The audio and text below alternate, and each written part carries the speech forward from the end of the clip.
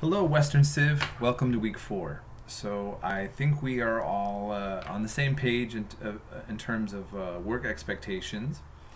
The exam is coming up, and just realize it's just an expansion of what I expect out of Sunday's papers, okay, to make it simple. And so if you have more questions on it, let me know, but it's not multiple choice, and it's really just going to be about you putting in the time and the effort. I expect that when I read the exam that it's clear that you've been in my class and that the material that we've covered is in this exam, okay, that it's clear as day. So don't overthink it. Go over your notes, utilize what we've been going over, and synthesize it into an exam. It's 25 points. It's only 10 points more than the usual Sunday paper. But in any case, that's what we have. So along with notes and discussions this week, okay? Having said that, I just wanted to make a recommendation really quick. I recommended this for my other World Civ class as well. Christianizing Egypt by David Frankfurter. It's a Princeton Press, a very scholarly book. I picked this up in Leiden, Netherlands, at this great bookstore with a lot of covered a wide range of topics. And we went over ancient Egypt, and we're going to be covering Christianity a lot as we go further into later on in the class. And this book, it's not an easy read, and my one issue with it is it's very jargon heavy in terms of religious studies lingo. And it makes it easy, I think, to lose a person who's not an expert in this field. But if you put the time into it and you're interested in the subject, I have found no other book that covers this topic at all. And this was, when you talk about ancient Egyptian religion and the transfer, the evolution into Christianity, and before eventually Islam.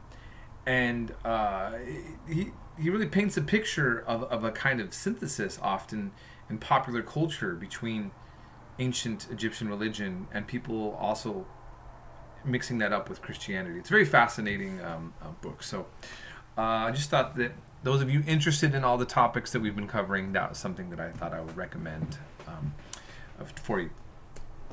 And we just covered ancient Greece, which really is, I think, the more obvious starting point for Western civilization when it comes to seeing the legacy that we have, that we're the base for Western civilization, for the topic we have at hand.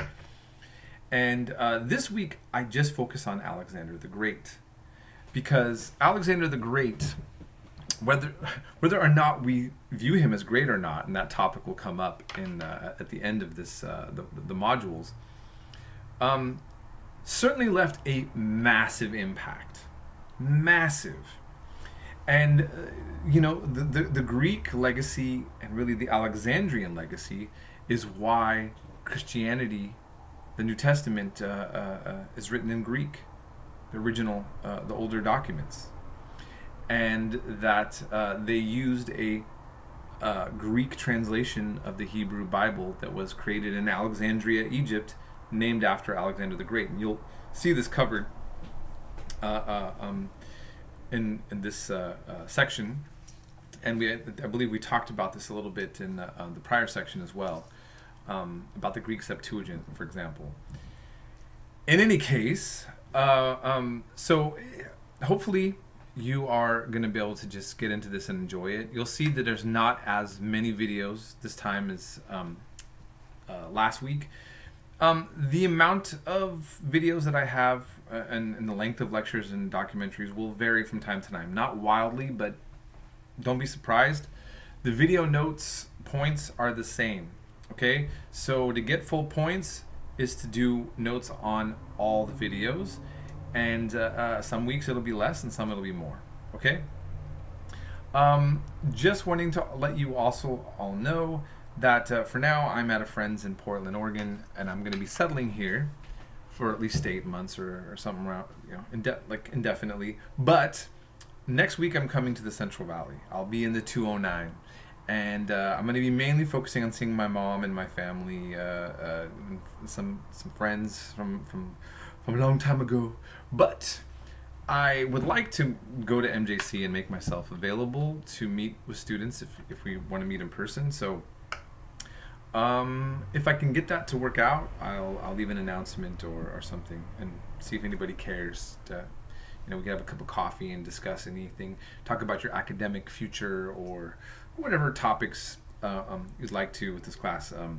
I don't often get to make myself available in person, and this will be the one time I've had in years. So I hope you are all having a great week, and we'll be in touch. And you know how to get a hold of me if you need anything.